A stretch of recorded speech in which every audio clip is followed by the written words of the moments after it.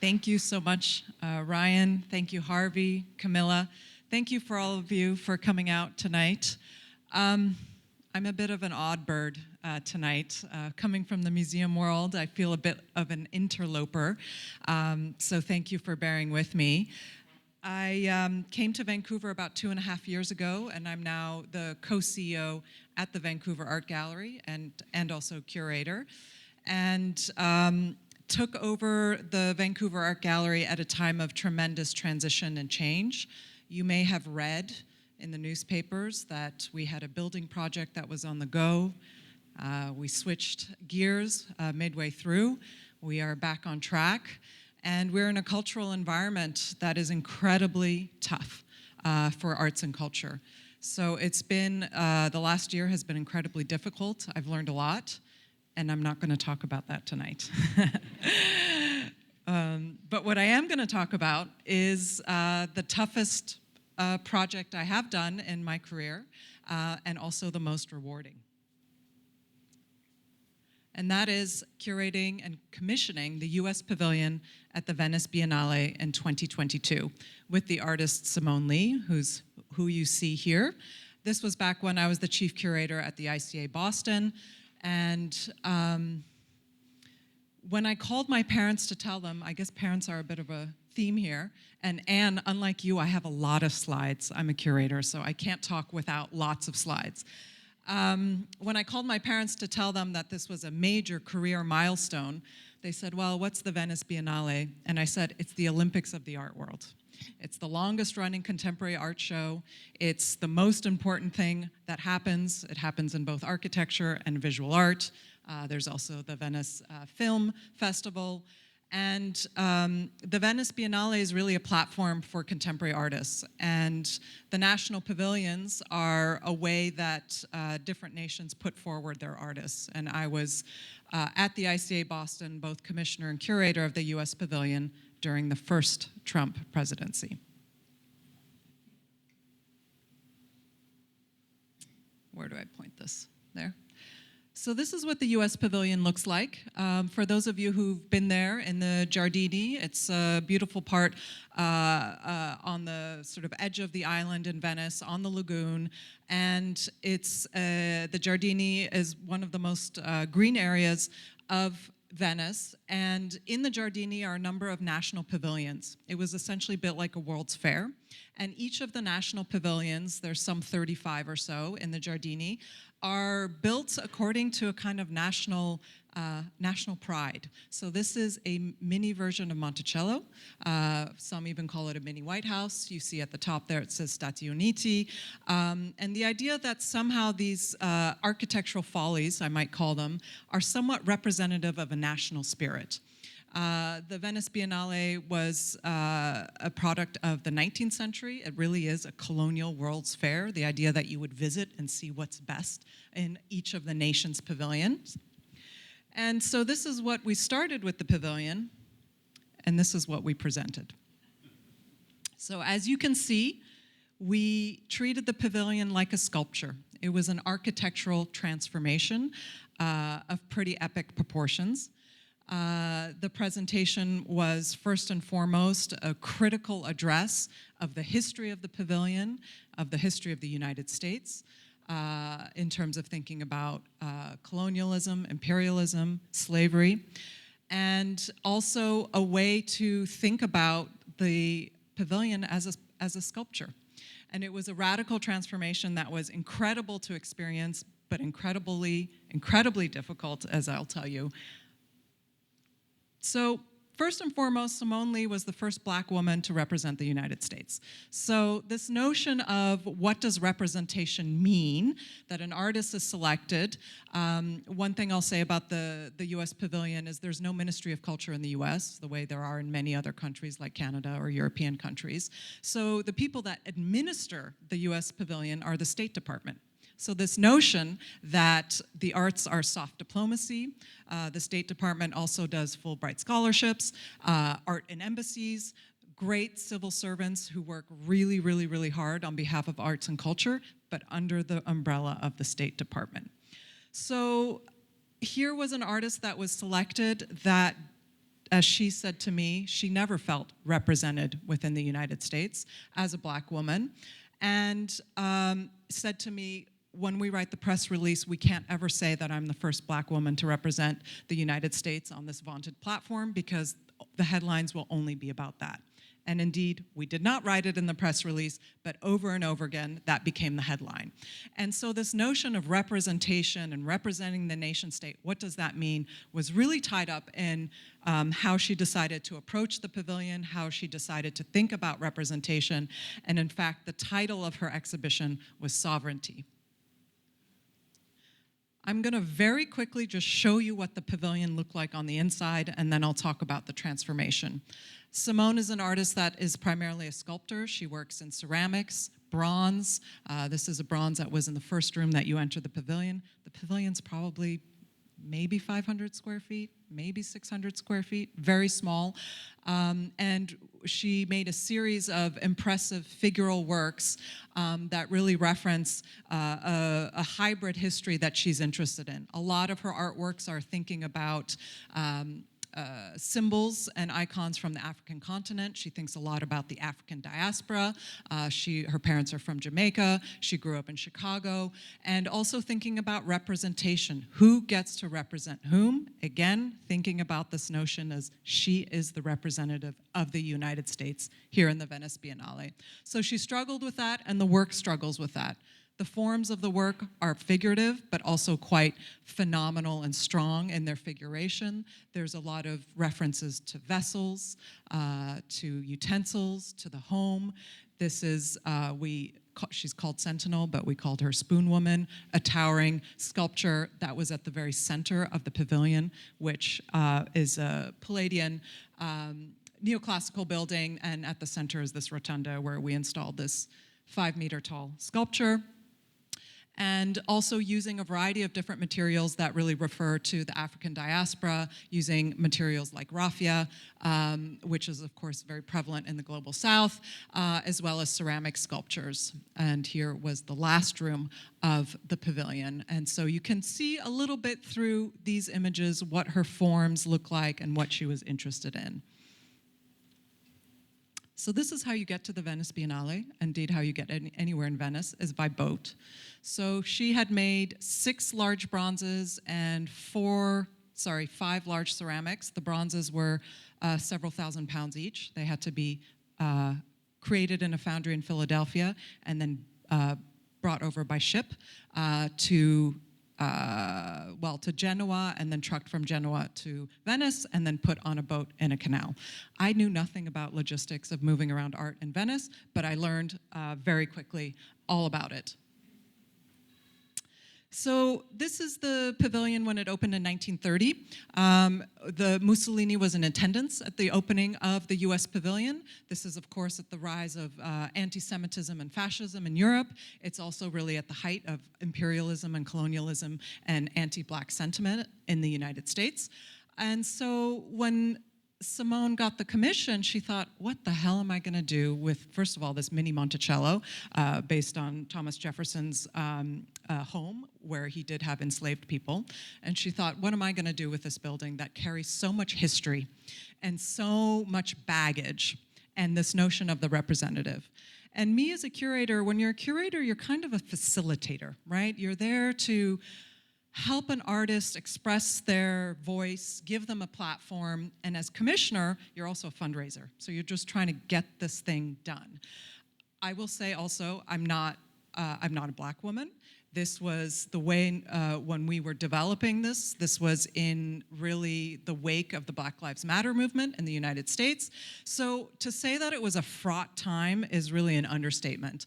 The other thing that was also really difficult, it was during COVID, and we were not able to travel to Venice.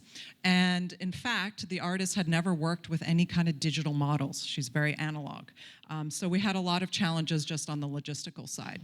So as she was grappling with what to do and what to think about the pavilion, she did a lot of research, and we started talking about the adjacencies of time. So when this pavilion opened in 1930, was also the time in 1931 of a World's Fair in Paris that she became quite interested in. And this was the Colonial International Exposition that was held out in the Bois de Boulogne on the outskirts of Paris. And this was a classic World's Fair. And what they did is that every colonial country, under the auspices of European colonialism, had a pavilion. So there was a Congo pavilion, you could go to Morocco where there was a souk. All of Angkor Wat was recreated in this World's Fair in 1931. It was a phenomenal presentation. Over 7 million people came to that World's Fair. And she became quite interested in the way in which colonial architecture was expressed in this World's Fair. And she became really interested in the way in which these forms of architecture were presented in these pavilions. The other thing she became interested in is that if you went to a few of the pavilions, there would be, as I said, in Morocco, there was a souk, there was a village, and that in fact there were people that were flown from various colonies to go and live there during the World's Fair. And so this notion of sort of a culture or people being on view was something she was very attuned to. So she proposed to me, she said, you know, the US Pavilion was built around the same time as this colonial exposition. What if we turn the US Pavilion into one of these pavilions that was at the International Colonial Exhibition of 1931, just a year later? What if we actually do the same thing in terms of thinking about a raffia transformation on the facade of the building? So I said, great. Without knowing that, of course, in Venice, everything is protected, and we had to go in front of what is the Landmarks Commission in Venice, which is extremely complicated. They know exactly how to preserve their architecture, and extremely difficult from a logistics perspective.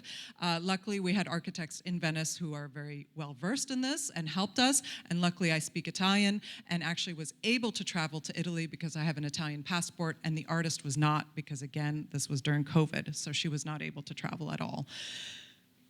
So how did we do it? You guys all know this because especially the architects in the room, working with models is something that's really familiar to all of you.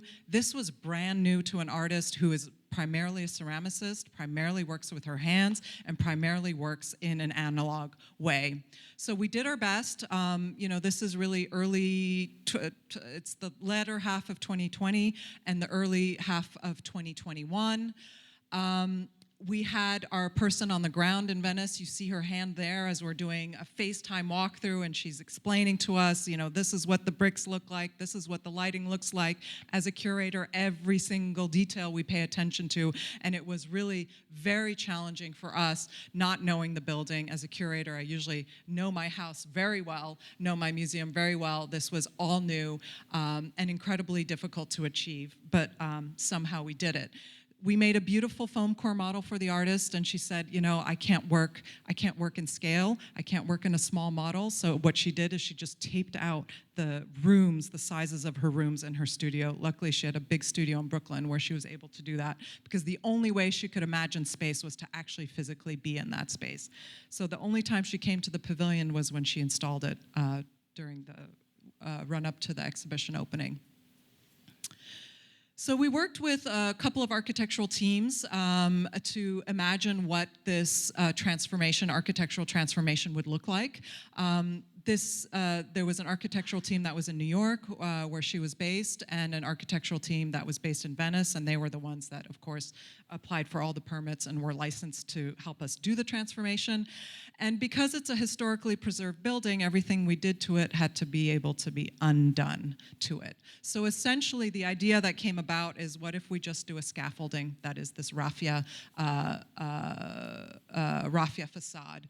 And for those of you, probably many of you in this room know, raffia is it's essentially the leaves of palm trees. They're native to Madagascar and really familiar all over the global south and in the African continent, and something that she felt was really important to bring a transformative quality to this building. And so essentially what we did is we just built a scaffold that just kissed the surface of the building.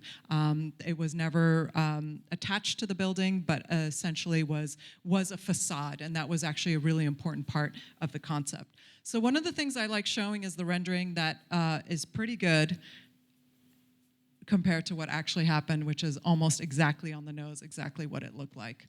The final thing I'll say about some of the difficulties of this project and why it was also so rewarding at the end is not only did we have to deal with a lot of logistical issues and grapple with this notion of identity and representation and what does it mean, to represent a country, and what does it mean for me as a curator to facilitate this incredibly really loaded moment. The final thing I'll say is that big sculpture that's at the front of the building. It's a big bronze. It was called, the title of it is Satellite, and it's literally this kind of female body that at the top has this large disc head that's 10 feet across. It was molded on a satellite, so this notion of communicating outwards and receiving. That was stuck on a ship and only got to the show one day before the opening. And in fact, we had to call in a favor from our State Department friends to say, this is stuck. It was meant to go to Genoa. It didn't go to Genoa. It went to Antwerp instead. You may recall around those COVID times that shipping was a nightmare. And so we literally had to call our friends at the State Department and say, is there any way you can expedite the arrival of the sculpture in Venice when the US representative is going to be showing to the contemporary art world, and we don't want there to be an embarrassment. So they came through for us. Apparently they called someone in the White House, and someone in the White House called someone that allowed the work to get to us. But I never dreamed as a curator that I would be dealing with those kinds of logistics. What happened when we opened the pavilion and when we opened the exhibition is that there was a great deal of admiration for Simone as an artist. Her way of utterly transforming the pavilion through very bold moves, but poetic, beautiful. It was the first Biennale that was after when we could really gather in the post-COVID times, was also a moment of celebration.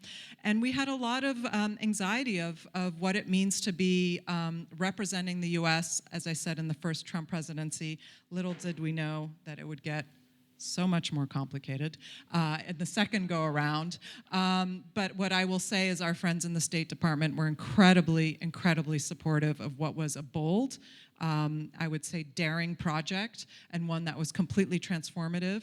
And what I'll say is the artist who represented the US the next year also did a facade transformation. So I think that legacy will maybe stick around for a while. And just wanted to end to say that while the logistics were difficult, the politics were difficult, it has become, for me, one of my proudest moments to really, in the face of adversity, be very creative, not just on the logistical side, but also what it really means to support an artist in a time of incredible need, in a time of incredible pressure and adversity. And I see my role as a curator always is to champion artists, to be a translator, to put the work forward to a wider public. Over 2 million people came through this Biennale and saw the pavilion, and of course everyone from, we had Hillary Clinton coming to, lots of celebrities during the Venice Film Festival, people like Ava DuVernay DMing me on Instagram to get a special preview during closed hours. But the incredible privilege of what it means to give an artist a platform, to believe in them, to fight for their vision, even when it's difficult, even if you don't know whether it's actually going to turn out, was an incredible, not just a privilege, but really for me, on my hardest day at the Vancouver Art Gallery, when I think, I don't know if we're ever going to get this thing done, I just think back to this and think, well, we could do it then, so I'm sure we can get this thing done. So with that, I want to say thank you to all of you for your attention.